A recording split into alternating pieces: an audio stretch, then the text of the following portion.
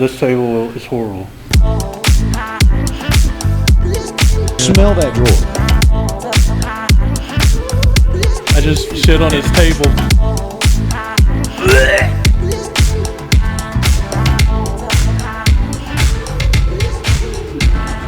Because it's a shit table. I mean, I get it now. Table.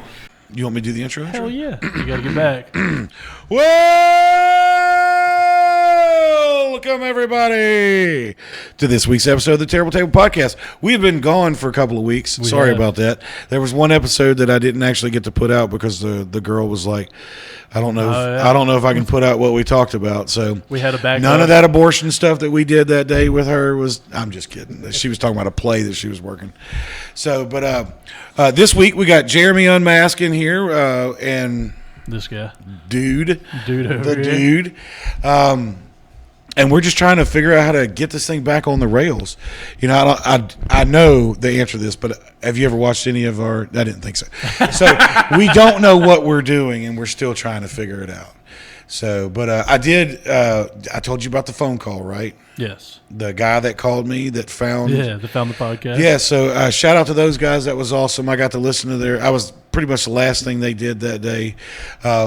I get woke up the other morning to a phone call, and it's this guy radio voice, you know, and I'm like, who's fucking with me? Like, what is it? And he's like, this is so and so with, you know, but he said formally radio whatever. And I wish I could think of his name right now, and I'm not about to look it up. But apparently, they're bigger than us by far, but a smaller show. And one of the segments they do is they find YouTube channels that have less than 100 subscribers and just give them a shout out. Oh, wow. You know, and they were talking shit, you know, that the name is, you know, fitting because we're terrible at this shit, you know, the terrible table.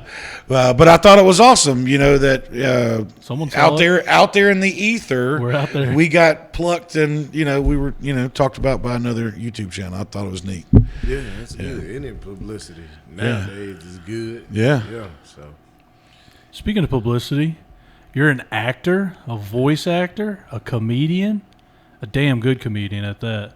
Jeremy Unmask, how are you doing? man, I'm doing good, man. Where Glad you been? to be here. Where you been, man? I've We've been missing hiding. you. I've been hiding, and I really kind of took a break. But on the acting side, I just got signed to Actors Choice talent agency. So Nice. Congratulations, So man. yeah, I'm gonna be doing a lot of movies. A lot of the guys. Hell yeah. Now, is that going to be, do you have any insight on like the 50 Cent thing that's going on here? Not yet. Is that? Not yet. I love that answer. Yeah, I'll be there, that's a good baby. Not answer. yet, though. But like, is there anything that we could like expect to see? Because I know you, I think you and I talked about it, but you're the voice of Cyborg. on Teen Titans. Yes. I want to say my son watches that. Definitely. I think every Yeah, I'm kid pretty under sure he 10 loves does, that yeah. show. Yeah, man, and I've actually, we just waiting on James Gunn and Warner Brothers though. It's just like it started as a fan film, Yeah. and then I'm gonna say it. I'm gonna go ahead and say it. When white people, Damn it, it's into- us. yes, guilty. When you got white friends or white casting directors or you know with an ideal, it started off as a fan. Yeah. But they put so much work into it, and then, you know, you'll see it because they go for it. Yeah. You know, not just Tubi, but it's just like the guys that just started as a fan thing, I auditioned for it, and dude's like, you know what? This is so good. We're going to walk it right into Warner Brothers. Yeah. And then that's when the switch happened when James Gunn started to take over for DC stuff, yeah. So it kind of like halted because it was supposed to be out in like 2023, and so now they're working to go to get the season 6 that we never got of the original Teen Titans. So you'll be taking over the previous Cyborg's voice. yes, Cool. And it's crazy because I studied the guy Kyrie Payton. And I just like, okay, I can do like a spinoff because, you know, in cartoon, we were like, yeah, that ain't the voice that is. Yeah, you see it, you notice it. Yeah, so I just took his voice and Lil Rel, the comedian, and just mashed those voices together, and that's how I built the cyborg voice. So when you're doing, is this your first role as a voice acting thing? Nah. So you've done voice acting before. Yes. How the hell did you get into that? Watching podcasts. I know I'd love to get into Yeah, it. and then when you see people like I've always liked radio. Yeah. Anything with a microphone, I liked it. So I watched a lot of cartoons as a kid, and then when you get to seeing the behind the scenes, it just kind of interests you a lot. Yeah, and then as a kid, when you really playing with G.I. Joe and shit like that, you come up with you already talking to yourself. Yeah. So you bring these characters and making voices. Yeah. So, everyone's got to because you're can't all just be Jeremy playing. you're Cobra Commander. Yeah. So all of that spun into voice acting, and I was like, can I add that to my resume? Yeah. So I just started practicing impressions of different people, and that's how I really got That's into awesome, man. Do you what is your best? Like, do you have an impression that?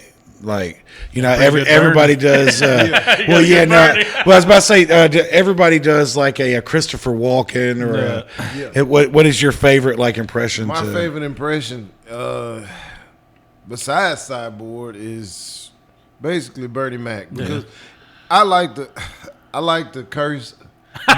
It make you feel better, you know. Yes, it does. Yeah. So that was like my actual first impression.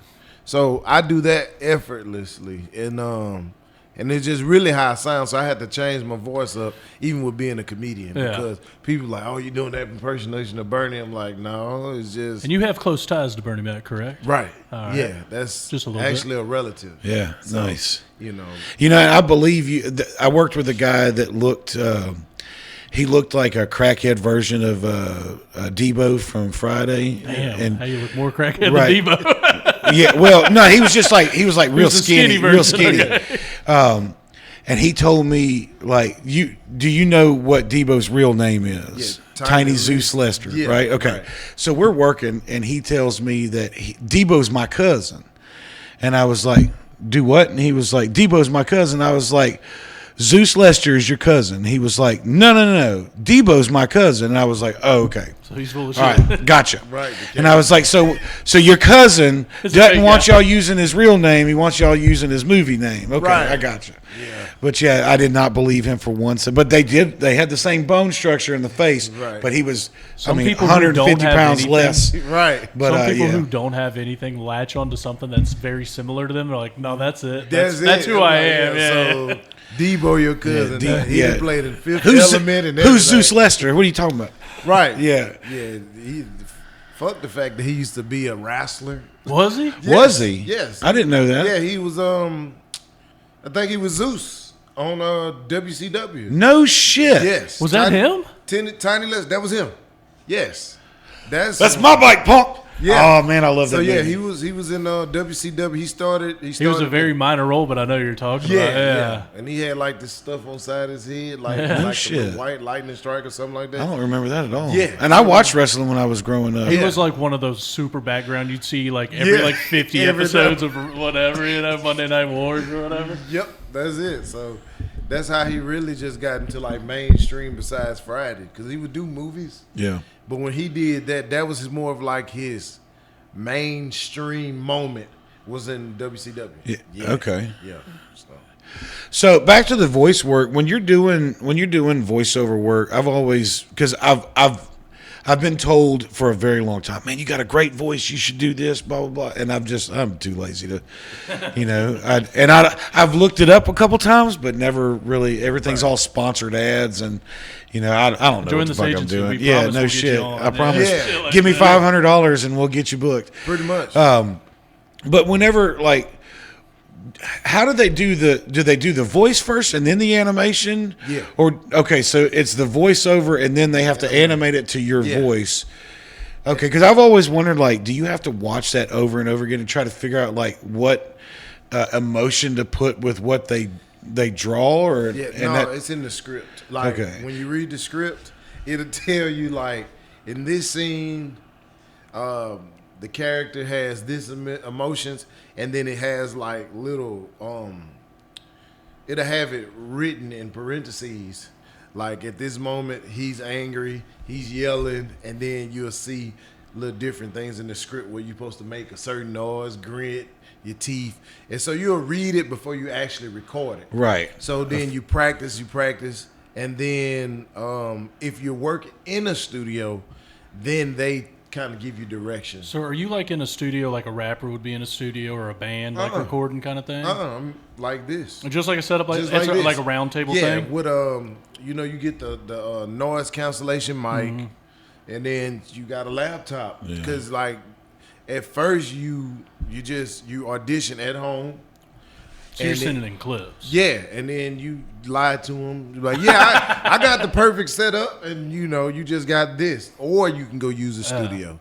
So like something like this, I could sit here all day and do voice Just work. record lines, lines all day. Yeah, and just noise cancellation. So it's not like you got a director like Johnny being like, no, I need you to be more aggressive on it. Nah. Or nothing like, it's just you, and you send it, and they send it back. Hey, I need you to change this. Yeah, or you'll be. They have like this, the Zoom. They have like a Zoom call, like for the bigger ones. So it's all like COVID Yeah, meetings. so they'll be talking to you over Yeah. Zoom. And I'm like, all right, we got all the actors here. And then you got the director sitting in the chair. And he be like, all right. And it's a table read over Zoom. So y'all do have table Okay. reads, like where the whole cast is on together on a Zoom call kind of because thing. I've recorded like a voice work over some program sitting at home with a lot of other people. You just following along. And it was like, all right, this is who all is on that. And then if they don't like it, they be like, hey, be more this way. But you just sitting at home, just like this. That's awesome. Yeah. That is very interesting. Yeah. Because when we did that commercial for the Loco Fest where we did the playoff of 7. Yeah. I don't know if you saw that ad or not, but we had to do some of the audio wasn't correct, so you and you had to send stuff over the phone. We had to record. I was in my backyard. It's so funny because like I'm doing these yelling parts where I'm supposed to be like crying. Right. It's on 7, like what's in the box, that shit. And so I'm in my backyard. My neighbor literally moves in a day before. Wow. She's outside with people. I'm in my backyard and I start doing it and I hear it. I'm like, holy fucking shit, this is the worst thing ever. This new neighbor is going to think I'm an absolute psychopath. And I just had to tell Joe, I was like, my neighbor's outside. I got to send it later. I was like, you can take this cut. If not, I'm sorry. I'm not doing it. They can't hear me do this shit. Yeah, and that's literally my only experience with any of that, like, is the bullshit shit we did. And I recorded it, like you said, back here. And it seems easy. Yeah, until I you recorded got to it. do it. Like, that's one of those things like, when I first heard you did that, I was like, I could probably do that. And then I did that, and I was like, I can't do that shit. Yeah. That's not I for mean, me. the best practice for voiceover work is just take something from our childhood, and nowadays you'll get noticed just by doing stupid shit on like TikTok or something. Yeah. Like you'll put, like for instance, the big security guy from Aladdin, right? I just did that, and I'm finna edit it. All I did is set it home, did a split screen, and I just did the voice from my childhood, from Aladdin. And then you post so many of those, people are getting work just by getting online, mimicking other people. It's really nothing special about doing voice work now. Yeah. You can pick somebody like you. You can pick a character from our childhood and be like, what if Thundercats, ho! Oh. and just say, what if this actor did this voice for Disney instead of the other one? Like I did Bernie Mac as the crab from The Little Mermaid. Holy shit, That's I want fucking that crossover. hilarious. Did you notice Yes. that? Not yet. Dude, That's great. I need that in my life. Can't wait to see that. Yeah, so instead of him saying talking Jamaican, so I did this. You remember when she got out of the water and she went to meet the damn dude? I said, what if Bernie Mac had to explain himself to her dad? I ain't scared of you, motherfucker. Yeah. So when I did it, it's gonna be very funny. I've been waiting to throw that out Yeah, there. because you know how it was like Ariel got out of this, and so I was like Bernie Mac, like, man, I'm tired of chasing her motherfucking ass up there. You know, that's your daughter. I'm tired of every time I turn around, this motherfucker won't get lost. They don't pay me enough. We need the Bernie Mac show as the Little Mermaid now because it's the same premise as him taking care of that daughter as him taking care of his kids. Yes. Those kids. I damn near shelled her to death. Like, you know what I'm saying? So stuff like that. So I'm doing different people. Like, what if this person had this role, and then I'm doing like 50 films of cartoon. What if Bernie Mac was this? If what you if can he do was Bernie this? Mac for every Disney, that's all my daughter's allowed to watch from here on out. This is the version we're watching. Yeah. So that's what I'm doing. I'm like, what if Bernie Mac got all these roles in these certain films? What would it be like? That is funny. Yeah, so much and better. I'm That is doing it funny as because of shit. his comedic timing Yeah. as a character. Yeah. You know what I'm Son of saying? a bitch. Yeah. So instead of like we got him in Madagascar, was it 2? Escape from Africa or whatever. Yeah. But it was funny, but you could tell if he would have did it his way, it would have been a lot. Was he in that? Yes, he was the father of I guess he was like Zumba or somebody like that. He was the father of the main character, the lion. The lion. Oh, I'm thinking of what's that one with the birds? Rio. I've never seen Madagascar. Yeah, no. I'm thinking Rio. No, I was like, I've definitely Jamie watched Foxx Rio. is in Rio. So yeah, it's that it's different things. These are the most brilliant ideas I've ever heard. That's fucking fantastic. I mean, if this doesn't get you big, you just got to hang it up, Bubba. I don't know, because this is gold. that is hilarious. So yeah, so it's just like if Bernie did these different versions of the movie, like even Aladdin. You remember I told you the big dude like that's a street rat. You know, yeah. What if Bernie was like, y'all let this homeless son bitch inside the palace, and I've been working for you for like 40 years, and this son bitch get to touch your dog, like different. I've been wanting your daughter for a long time, Bubba. Yeah. That's it. Oh, Bernie Mac was the genie. You see what I'm saying? Whew, I'd love Bernie Mac Is Genie, the man. genie, yeah. yes. And have him get a big earring, and then the genie had like a blue fro or some shit. So I'm doing all of the Disney remakes. What if Bernie got this role? So that's just one of those things. So I look forward to seeing that. I cannot wait Yeah, to see that's going to those. be great. yeah. So I and then I do like different like voices, like for like say they have something like Harry Potter, like something like Dungeons and Dragons.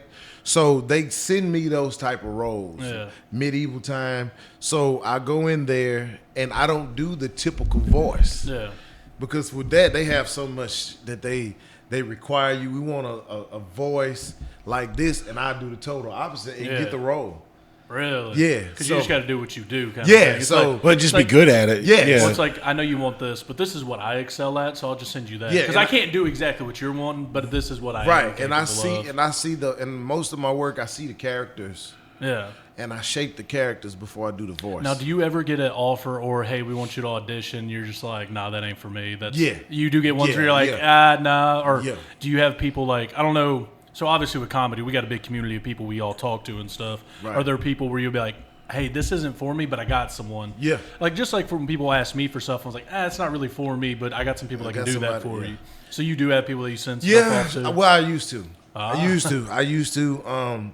But as you know, you can't help everybody. You see what I'm saying? You ain't lying. And it's sad that we not even big in Shreveport for us comedy, acting. But then you throw a person a bone, and it might land in his stick, and it's like, all right, yeah, man, like. I've tossed some bones out there. I get you. Yeah, they ask you for advice when they struggling on stage, and they ask you, man, how you go in there and command the crowd? How you go in there and do that? And then they see you do your thing. Then you get them in there, you be like, hey, take this advice, and it worked. But then the next time they see you, they be like, oh, peasant, do not come Don't near. speak to me. Yeah, don't say nothing to me. How dare you assist and then expect me to speak? Yeah, like, hey, man, help me get backstage. I ain't asking to be on the show. Oh, fuck you, sit in the nosebleed section. Yeah. So with that, I stopped doing it. My girl pretty much told me, she was like, limit yourself till you get where you need to be. Because That's good everybody, advice. yeah, it's just like she seen me. I was for everybody. Like I'm that comedian. I want to see everybody win. Hey, this free advice. It ain't gonna stop me. But then when you see people, the vice versa, you know, you be like, hey man, you got on from this show, or I plugged you with this promoter, and then you got to get in the groove, and then you become a big household name, or you do something with the time, and boom, it lands. You don't even look my way, but then I go see you mingling with other people that you may have made a connection with, but the person that really believed in you at that time, or you don't even reach back. You see what I'm saying? Yeah. No, I know exactly what you're saying. It happened Yeah. with a lot of comedians and actors. So I was That like, sucks. Yeah. But, I mean, I guess it is the nature of a lot of beasts, you know, where people act like that, you know. There's one comedian, I think we all know him, I won't say names, but he used to do the road with Ralph Barbosa all the time. right. And they were, both when they were just open micers running around, they both like, yo, like, we're traveling 4 hours to get paid $10 kind of thing. Right. And he's like, I remember we were driving, and we always said, like, yo, if one of us hits it big, we're going to take the other one on the road. And they're like, yeah, dude, for sure. Like, Right. we're dogs. Like, we're the homies. And Ralph Barbosa made it big, and he's like, I ain't talked to that motherfucker in 3 years. Wow. And I was like, damn, do you hate him? He's like, no, that's still my buddy. He's like, he's got his own thing going on. It's a white guy, and he mainly does just Mexican shows. Barbosa does. Yeah. Because he found a lane for him. So he's like, well, I can't just throw a random white guy in this one right now. But He's funny, too. Barbosa's Yeah, great. he's pretty funny. Yeah, it has its perks. Like, even with, you know, just different stuff, aspects of the damn business. Like me, like with the voice acting, I have the connects on the inside of acting. But judging by how you treat me, you think I'm going to let you possibly surpass me and then forget about me? Now, like I said, I don't have a problem. It's certain people I'll give the game to. Yeah. But it's certain people I was just like, nah, we ain't going to even touch that. Well, because it's one of those things, like, you want, like you said earlier, like, you want everyone to be successful. Because there is room to eat. I mean, there's plenty of room at the table, kind of thing. Right. But it's also like, damn, don't forget about me, dog. Like, right. Just when you're playing, but that's the like, I guess that's the gamble you take as to whether or not you share information with somebody. Is what are they going to do? You remember when my plate was full and then yours wasn't, so we both had half a plate, like that kind of shit. It's like, damn, now I'm hungry, and now look at you. And now look at you. You know what I'm saying? So I see stuff. Like, I'm a visionary. I see a lot of things for comedians. Yeah. And I'll listen to their show, and I'll be talking to them, and all of a sudden, my brain works like a computer. So it's because you're a cyborg. Yes, I think so. Very so nice. It's like, so when I'm doing it, and like when we on a show together, and I see certain things about you, and I be like, shit, you know what? Do this, and I promise you, you'll be successful. Go this way, do this. Because I see it as a comedian, but as a fan of comedy and stuff like that. So not only as I see it as a comedian, I see you as if I was a consumer to come watch you. It makes more sense as to when we did that show together at the port, you told me to go pump some gas. Yes. Please get off stage and go fill up someone's gas tank. This is not for you. Right. Let a talent come What up. the fuck is spearmint? I had those moments a lot in my career. Like, you know, and it's a grind. Like, it's a grind. Like, you see a bunch of comedians. Like, everybody's not a stand-up. Yeah. You could be a comedic actor, and they are winning nowadays. It ain't telling jokes. It's doing some funny shit, you know, and you see that for people, but then it works for them, and then you be like, damn, well, am I funny? Am I not funny? Should I be behind the scenes? Because I just gave this person a piece of what I seen, and this motherfucker take off like this. Yeah. But then when you reach out to him, like, hey, man, you know, motherfucker's like, oh, okay, yeah, all right, I see you, but I don't see you. Well, it's one thing that bugs me about, like, when big acts come through. I remember when Cat Williams came here, like, 12, 13 years ago. He had an opening act from Shreveport. And I remember seeing that and being like, damn, that's cool. I've been to at least 20 comedy shows that are big names, and not a single person will let a local opener get on it. Yeah, like, I wonder what show that was, because it was one time he came to the Brooks CenturyLink, and I did it the Catpocalypse tour. It was did you open that show? I had on a fucking brown suit. It was you, and you said I got my Easter suit on. That's me. Holy that was shit! Me. Shit, yeah. That was me. I was thinking, I was like, as I was saying, I was like, that might have been him, but I'm not gonna be racist and be like, it was you. It was me, because I did Bernie Mac at the end, and the dude was like, "Why you didn't keep going?" I'm like, "Because y'all only gave me 5 minutes." And I said, "Because you said you had your Easter vest on." That's fucking great. It's the only suit I got, Yeah, but I that had to is get nice great. for it. Ain't that some shit? Because Miss Pat was on that show. Yes. I remember I told you I Yes. saw Miss. That was Yeah. the first time I saw Miss Pat. Because Cat didn't headline; he hosted. He hosted, right. Which was weird to me. I was like, wait, I came to see him, but everybody was so funny. Yeah. And I remember, I guess it was Jeremy Unmask is who I saw. Yeah. And then I saw Miss Pat, and I was like, that's the funniest fucking human I've ever seen in my life. She was, Miss Pat's bro. fucking great. I didn't hear about her till 12 years later on a podcast. And I was like, I saw her. I Yep. know who that is now. That's Because I remember fucking that was my funny. first comedy show. That's crazy. You were the first comedian I ever saw live. Wow. Damn. And then come Look at that. Then, How And then crazy full is a that? circle. couple years later, I'm on your shit. Look at that, man. Look at that. Full circle. I got my shirt on. I need another shirt too because I don't want holes in the. I don't have them in my car. I'm in Yeah. my wife's car. Damn. But that's crazy. You see what I'm saying? Yeah. Like, from that show, this is how it happened. I started doing comedy on the set of Soul Men. Like when Bernie Mac died, it's a lot. That's a whole podcast show by itself. So you were acting before you started doing comedy? Is that what I'm understanding? That's the first real thing I did. I was into music. I was a rapper, damn good rapper. Got like certain albums and stuff out, but Were you local rapper or are you from Shreveport? I yeah, guess. I'm Let me from ask you that, Shreveport, yeah. but I was always traveling. Yeah. I was up and coming. You know, you working. I was in like 3 different groups that had the potential to take off, but my mom was strict. She didn't like people wasting time. So then how I got into comedy, I'm big on church, right? So I was at church. I can tell by the suit. Yeah, I started rapping in the church because I was like, all right, spiritually, this is how I was raised. You know, you try to feel your way through Right, life. yeah. And so what happened is one day the dude didn't start the music on time.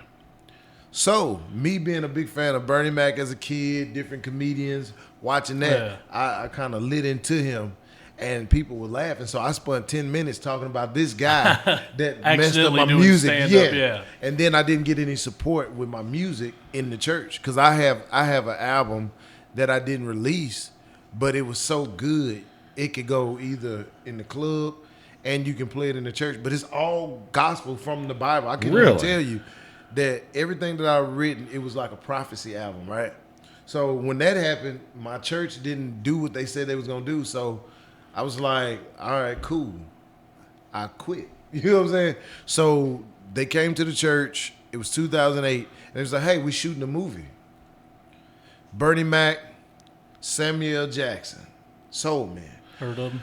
And and so and as a kid, I was 10 years old, bro. And I said, these are the actors that I want to work with one day. Bernie Mac and Samuel L. Jackson in the same movie. The only person that didn't make it to the movie was Jamie Foxx. So when that happened, I was like, I gotta do this. I gotta do it. So I called in to work and I went and acted in the movie. I met Bernie, and people don't believe in a lot of stuff, but it was kind of like a setup to how my life was gonna go. Because I'm just like, all right, I'm gonna be an actor, I'm funny, but I wasn't trying to be no comedian. Right. But that day when I met him, it was like meeting your older self or a person that resonates with you. But it was more of a spiritual thing. For me, it's like meeting a relative, which later on come to find out we related. Yeah. But it's like, as a fan, as a kid, my dream came true. Yeah. So I shook hands with Bernie, and my kids, their grandmother introduced me.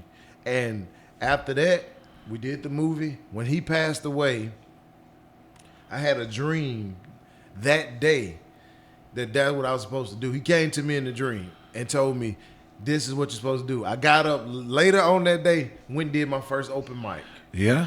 So his death date is my birth and my anniversary of comedy. So from that, it's like I would see him in dreams, bro. I thought I was crazy. You know what I'm saying? But we always believe in certain stuff. And then I was like, well, if this is true, let me just follow it. Following year, he passes away. I'm doing open mics. Wearing them big ass suits. Can I stop you real quick? Yeah. Is your microphone on? I don't know. It is. Okay, cool. I kept looking. I'm like, oh shit, if we're missing all this, I'll be so mad. Sorry. Open mics. So yeah, I was doing open mics, bars, baby showers. Whoever will take me, man. Family Vape reunions. stores. Yeah, churches. I was really Whoever will let me on that stage, that's where I'm going. I really just got my feel in church because youth day. Yeah. You're a grown man doing youth Sunday, but So, how old were you when you were acting in? 2008. I was like in my 20s, so it's like I think mid 20s, I believe. So it's like I was grown. Yeah. But like I say, I've always been a fan of Bernie Mac. Like when the Bernie Mac show came out, shit, man, you ain't gonna see me. I'm in the house for a half hour. Yeah, we're there sitting still. No that was back when you couldn't TiVo things. Right. Yeah. So, fast forward, I'm doing open mics. I'm everywhere. Then I met this promoter here that was into the music, but he had connections. So he would take me different places. And be like, hey, he do that Bernie Mac. So Bernie Mac really got me where I'm at. It's like, I do that Bernie Mac impression. So no jokes. No damn jokes. Just impression and observation. Yeah. So then I met D.L. Hughley in 2010. And that's the year before the Catpocalypse, right? So I met D.L. Hughley. Bernie Mac impression. He was walking in. We was at the Funny Bone right before it closed down. And all I said was, man, I ain't seen you since my funeral.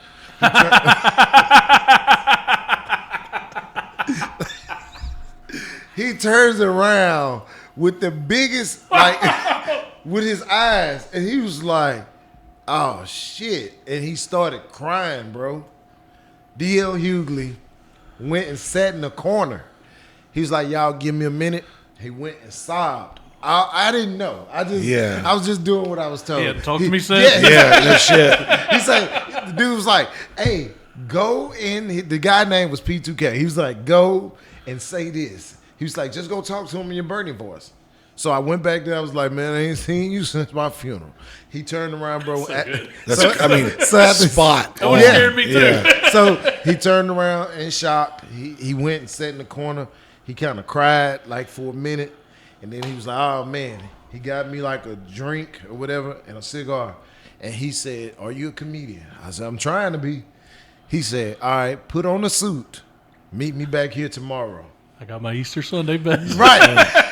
So I had on the Harlem Nights colors. You remember the Untouchable suit? The black pinstripe suit with the shoes. I was like, you say what you want about Unmasked. That motherfucker can dress, so I'll tell you that much. Once again, I called off from work. I should have been fired. For sure. But I worked at the bread company. So it was okay. So I was like, fuck that. So I met him there. He was like, yeah, you opening the show. Kind of like the Cat Williams shit. Yeah. He was like, you opening the show. I'm like, what you talking about? He was like, before my opener, you're opening for 2 nights. Get you 2 suits. And I do have a picture of me and D.L. Hughley together.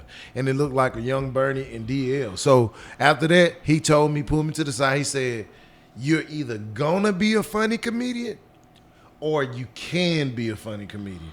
He said, it's your choice. He said, that Bernie Mac is going to work for you. He said, but be yourself, sprinkle you in it, and it works. And then that day, I started mimicking him too. And that's what made it even funny. Dude, that is a fascinating story. That's fucking fantastic. So, that was my first, he was the first big comedian to give me an opportunity. And then you fast forward, I'm doing all these different things with I Am Preload. And I Am Preload used to really throw the shows in Shreveport Chitlin Circuit, whatever. So I love the Chitlin Circuit. I love that name. Me too. So the Black Circuit, Chitlin Circuit. So, and all I've ever done is dapped up Bill Bellamy on an airplane. Right. So come fast forward to 2011 going into 2012, right? Well, okay, let me see. That's exactly the time frame for that Cat show. I know that, It was right before I met my wife. Yeah, because right in between there, I stalked the Bernie Mac Foundation, right? And they had a Christmas show, I think in 2010 or 11. I stalked them. That Christmas show, I went to Chicago. That's how I met my family and found out we was related, right? And I went there and they just called me back. And my auntie at the time, she was like, all right, when we have an event, I'll let Bernie's wife know. Yeah. And then we'll fly you out to Chicago. Once again, not that damn funny to me. Yeah. No jokes. I'm like, oh shit, what am I going to do? Got out to Chicago and there was a comedian named Reggie Ridge. Said he stood up and he did Bernie Mac impressions. Been on Bad Boys of Comedy and all that. Yeah. He said, if they ever do a movie, he said, I will never do Bernie Mac impressions again. He lied, but he was like, yeah. But he said, Made me feel good. yeah. So he was like, this young man, he said, if they ever do a movie, he needs a role in this damn movie. So he's every bit of Bernie. It was talking about the whole experience, bro. They treated me like royalty. Everything that Bernie did when he was alive, when I arrived to his house, you know, you could feel his spirit, like he wasn't supposed to be gone. Like, so everything I did in the house, the wife monitored me, just watching my behavior. Yeah. She said, if we had a son, you would be what our son would have been. Because everything that Bernie liked, I didn't know that what I liked was the same. That's why it's so weird. Like I said, that's another like, story. I don't know the man. That's another story for like that's a whole day of podcasting. But Part two coming through. yeah. So I'll tell you the full scoop. But that right there, everything Bernie did, I did it. His life is my life. So when people see me do that voice and all that, that's because that's kind of like, if that movie ever, they trying to work on it and they haven't found the ideal guy beside the guy that played Hawkman. I just Hodge or whatever his name is. Oh, okay. So with him, it would be out of me and him, but I'm best qualified, just like Jamie did for Ray. Yeah. But they said the only thing is, I even chat GPT this. It said that I'm not big enough right now. That's the whole talk. The reason why I don't have a script for this movie. Because your notoriety? Yes, because I'm not a big enough name, and they want an Oscar-worthy actor to play this. Which it makes sense, but it's also like, Yeah. if he's perfect, he's perfect. Yeah. Right, because Like, if this is a guy, this is a guy. Make him that Oscar guy. right. Yeah, exactly. Because I mean, it almost like listening to the story and also like having heard the impression. That one right there was sold. Yeah, it almost sounds like it almost sounds like there's a switch being flipped, and Bernie Mac is just escaping out of you. Right. Yeah. And it's one of those things where when you say do the Bernie Mac impression, right?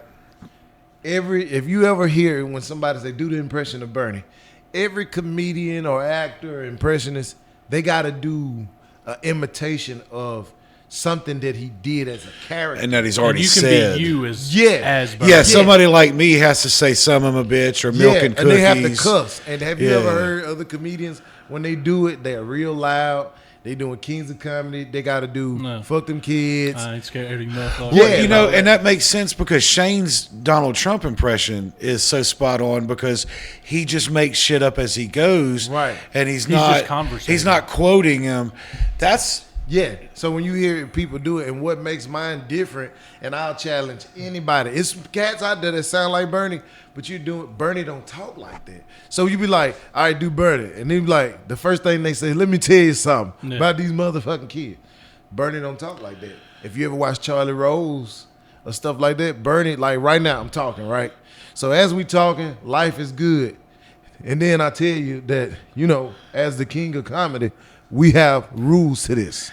Certain things that I don't do. I talk about the kids. Jordan, that's made up. Yeah. You see how I just went into that? Because that's it's really my voice. It's your flow. Yeah. So I don't have to go warm up like motherfucker. I don't have to curse. We just go right. You don't have to do a do re mi fa sol la ti do. Yeah. Or I don't got to do the eyes. It's just in there. Yeah. That's why you do the voice acting because That's you don't impressive. have to go into character. Right. Somewhere down there is that character. Yeah. So Like it's not like I have to find this character. Like no, he's right here. I got this. Right. Just whatever I need to say, I can So whatever say. I say, and that's my voice anyway. Like when I get mad when I'm on stage or something, and I was like, "How y'all doing?" That's the voice that just comes out. I don't try to go up there and do it. So I had to come up with the preacher voice, with the amen, to separate that, so people won't So be like these. do you catch yourself on stage accidentally going into Bernie sometimes? Yeah, Because when you just said that, the preacher voice, you didn't have to explain it. I knew exactly what you were talking about.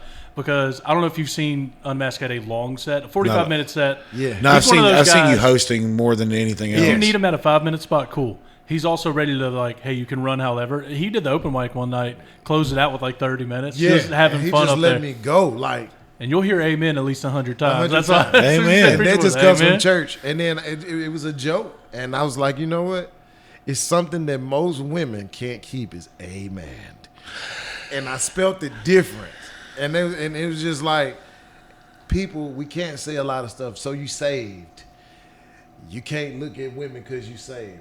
Women still have a nice body. And as a man, if you straight, you're going to either be like, if you're not really saved, so you're like, damn. But that's just your natural reaction. Amen. But in the church, you look at the deacon and talking cold like, hey man. You see what I'm saying? So I say what most people don't say, but I'm saying, I'm like, ooh, that way, your wife don't know if you're praising God or looking at something you like. You know what I'm saying? Sorry, I was just praying, baby. If you didn't pray with that check, if that check is good after all that offering, you looking at that check like, hey, man. You know what I'm saying? Yeah. So that's how I came up with it, and then it's just part of me.